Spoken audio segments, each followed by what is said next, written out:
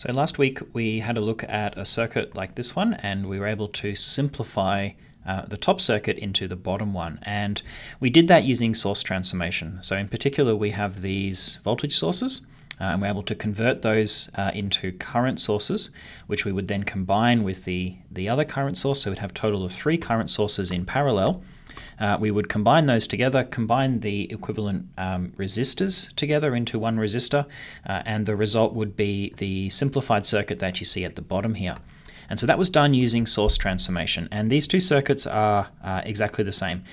So we have just completely simplified what was in the top circuit, something a bit easier to work with. So it turns out that this is a general pattern, and in fact there are very many circuits for which we can simplify into exactly this form here. So this thing here is the Thevenin equivalent circuit for the original one that we started with. So I want to give you a little bit of intuition for how this works and why this works.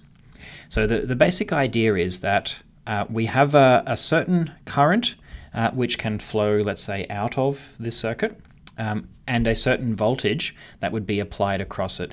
And it so happens that if this circuit is linear, and pretty much every circuit that we will deal with in this class is linear, then there's always going to be a precise relationship between voltage and current, and that relationship will be a linear, like a straight line on a current versus voltage plot. So I can imagine here that that for this circuit, if there's a current flowing, then there will be a certain voltage associated, or a certain voltage that must be across those terminals as a function of voltage. So basically our output voltage V0 here is some function of the current that is flowing out of this circuit. And it also works the other way around, that the current flowing out of this circuit is some other function of the voltage that is applied across those terminals. And for linear circuits, so a linear circuit is one that is composed of voltage and current sources like this, and resistors that obey Ohm's law. Those things are linear circuits. For linear circuits, this function f and this function g, f and g are linear. It means if I plot them, I will get a straight line. So I could do something like a graph like this, where I plot, say, voltage versus current. I'm talking here about the current that is leaving this circuit and being connected to something else as a function of the voltage that is across these terminals. And there's kind of two sort of interesting places on this graph to talk about, which are the intercepts. So I have a certain condition where the current is 0. And the location on this graph where the current is 0, this here is called the open circuit voltage, which is basically if the circuit is disconnected, basically like I've drawn it here, there's nothing connected onto this circuit, then there'll be a certain voltage, and that is called the open circuit voltage. And there will also be another point, which is when I short those terminals together. Now, shorting the terminals together means the voltage must be 0.